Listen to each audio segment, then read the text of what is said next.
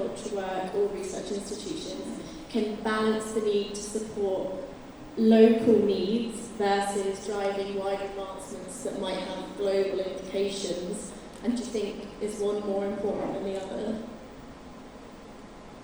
So as healthcare is local, agriculture is local. And if you are in a research organization or university in the United States, one of the most valued but underperforming resource are the extension programs that are attached to all these universities. Extension programs, and I hope I'm not offending anybody here who's affiliated with extension work, because it could be done very well, but I'm just giving you what we see in the United States. Extension organizations were built to sit down with farmers, understand what their needs are, and then go out into their research enterprise, find the solutions, and then bring them to farmers.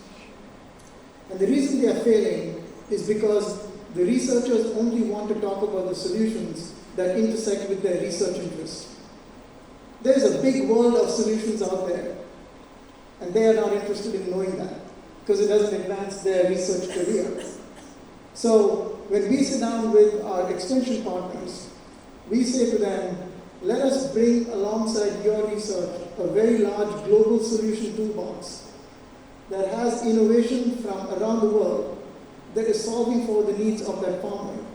And if we can bring that solution to them, they will find you to be a more useful relationship. And we are, of course, helping you look like a hero in that, but that's fine.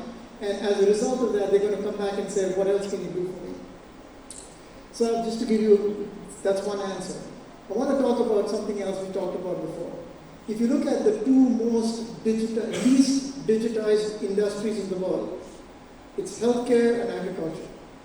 Funny, we were talking about this topic before, right?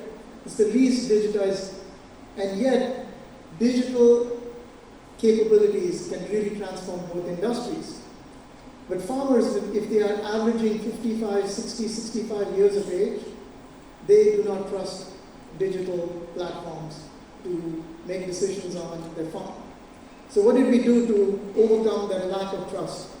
We noticed in all these rural communities that there are a bunch of kids who are not going to graduate from high school, have no desire to go to college. Often these folks are on drugs, they are on alcohol, they are wasted. But these folks are really good with digital technology. So we actually have taken digital innovation and brought these kids along, taught them how this thing works, and the social relationship between that young person and the farmer becomes the mechanism by which a digital innovation is then brought to the farmer through a kid in that community. And who is the farmer going to trust? Somebody from an urban community telling them how agriculture should be done?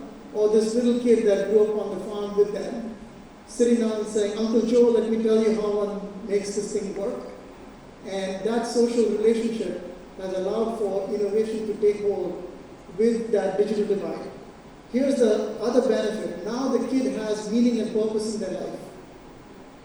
Why were they into addiction and all these other things? There was just no future for them. So now we start to see this person start to get away from some of those bad habits. And then they start to show interest in farming if it is such a technology. Talk about making agriculture sexy, right? So now the kids are getting into it because it's such a sexy industry. And they are now willing to stay on the farm and take over the farm. This has not happened yet, but this is the trajectory that we are on to solve for this problem. Just want to stop there for any questions that the audience has.